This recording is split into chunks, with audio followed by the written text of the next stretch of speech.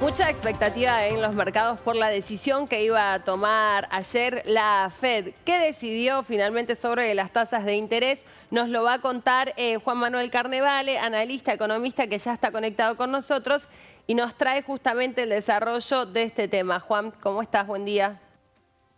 Rocío, ¿cómo estás? Un saludo para vos y para toda la audiencia. Bueno, estamos en un momento en donde el mundo está pasando por una situación en varios países de una tensión económica importante. Eh, Empezamos por China, que está teniendo muchas señales de desaceleración económica, con un sector inmobiliario que está literalmente en crisis. En este contexto, Europa también está muy complicada y la Fed, la Reserva Federal de Estados Unidos, que es quien literalmente comanda la política monetaria a nivel mundial, en el día de ayer decidió dejar las tasas sin cambios.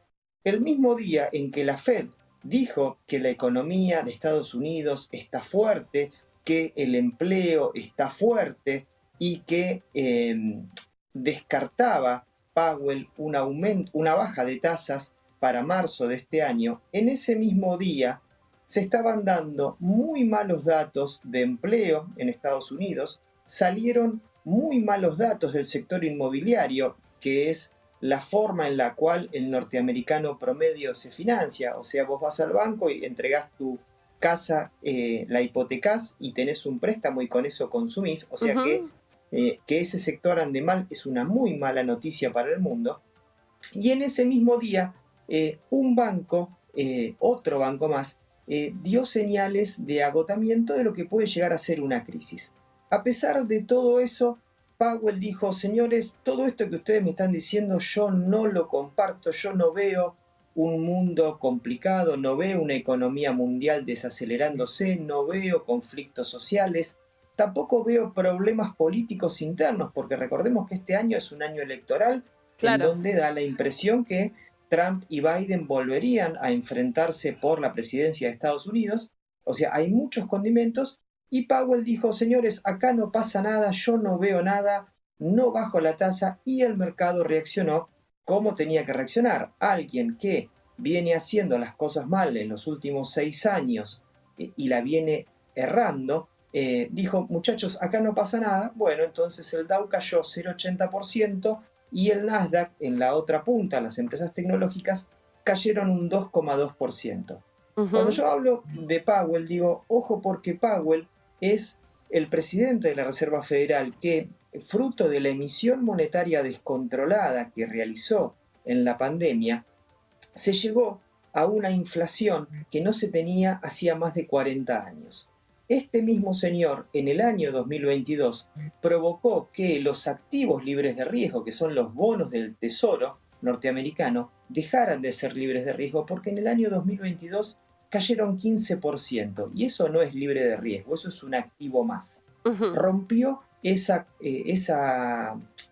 estatus que tenían los bonos norteamericanos y hoy ya se habla de una crisis de deuda para el año 2025 gracias al trabajo de este señor Powell. Y en este contexto, el otro tema que tenemos que ver es que Powell, para reaccionar al error que cometió durante 2020 y 2021, subió la tasa de interés a los máximos también de 40 años. O sea, es alguien que en este momento está corriendo de atrás la situación y ese es el principal problema, el principal miedo que tienen los inversores. No estamos viendo una Reserva Federal que esté tomando las riendas de la situación, sino que va de alguna manera arreglando los propios errores y no teniendo el control de lo que está Por pasando en la economía mundial, que ya de por sí es complicada. Eso te iba a preguntar, Juan, como para entender, ¿no? Me imagino que allí se mete mucho el factor político. ¿Por qué toman estas decisiones y a tu entender, no como analista, justamente terminan trayendo más problemas, ¿no? Digo, ¿tiene tal vez que ver con algo político? ¿Cómo podríamos leer justamente esa fe errática? Bueno, siempre pensando en alternativas, cuando uno dice por qué Powell sube la tasa o subió Ujú. la tasa de referencia subió para combatir la inflación que él mismo generó. Cuando la inflación estaba a 8,7%, yo entiendo que vos estés en una estrategia de suba de tasas. Pero cuando tenés una inflación en el 3%, no tiene sentido tener una tasa en Ujú. 5,5%. Si estás viendo que el mercado te está diciendo, señores, no queremos más bonos del Tesoro norteamericano, o hay resistencia, o a las tasas actuales no quieren deuda norteamericana, hay que empezar a entender que tal vez Powell sube la tasa para atraer capitales. Y de la misma manera que, no sé, tu abuela te llamaba y te decía, venía a comer, en realidad tu abuela lo que quería era que vos entraras a tu casa para que te bañes, comas y duermas. Y solamente te decía, Rocío, entra a comer, entra a cenar cuando íbamos a la casa de la abuelita. Me da la impresión que Powell sube la tasa de referencia y la mantiene Ujú. porque está compitiendo con los principales bancos centrales por ese dinero para financiar el altísimo déficit fiscal sin Claro. precedentes que está teniendo el gobierno norteamericano. Me da la impresión que pasa por ahí. Y si querés ser un poquitito más complicada, cuando vos subís las tasas de interés, de alguna manera perjudicás a todas las economías. Y no Ujú. es casual que el principal socio comercial, pero también el contendiente de Estados Unidos, que es China, por el control de la economía mundial, está teniendo serios problemas a partir de esta suba de tasas. O sea que podés verlo como que Powell subió las tasas solamente para contener la inflación, algo que, te voy a ser sincero, ya en 2023 estaba controlado. Claro. Eh, o puede ser que Powell esté subiendo las tasas y esté manteniendo las tasas porque compite con otros bancos centrales para financiar el agujero de sus países. O puede ser una decisión geopolítica que Powell o la Sobre Fed todo eso sube me la da tasa a de, mí la claro, y sensación. mantiene la tasa para perjudicar a sus socios y también enemigos comerciales, como Ujú. es el caso de China. Bueno, antes de despedirte, Juan, un párrafo sobre lo que podemos esperar, ¿no?, en la economía local, en el mercado local, respecto al tratamiento de la ley ómnibus. Ufa, mira qué pregunta. Bueno, Y te dije si un vos me párrafo solo, decís así que te la un compliqué más, mirá. más cortito.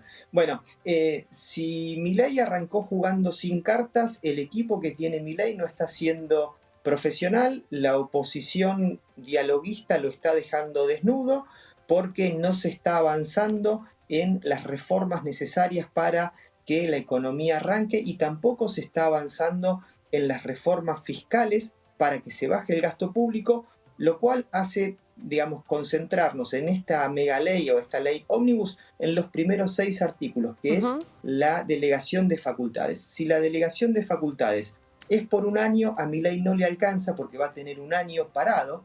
Si le dan 2 años, Milei puede enganchar con lo que van a ser los nuevos diputados que va a tener, digamos, en la elección de medio término, Sí, tanto de la Libertad Avanza como PRO y radicales, y con eso poder tener de alguna manera algún tipo de poder en el Congreso. Y me parece que pasa todo por ahí. Si no hay acuerdo, es una complicación. Y vamos de vuelta, yo miro señales. La señal es justo ayer que todo el mundo hace cola para trabar todo esto, Estados Unidos mandó, o mejor dicho, el Fondo Monetario mandó los 4.700 millones de dólares. Eso ujú, es una señal. Y recordemos, todo lo que está pasando en el Congreso no lo va a bien, definir el Congreso, lo va a definir la Corte Suprema de Justicia. La suerte de este gobierno, de los ajustes, los va a terminar definiendo la Corte bien. Suprema y no el Congreso. Juan, gracias, como siempre.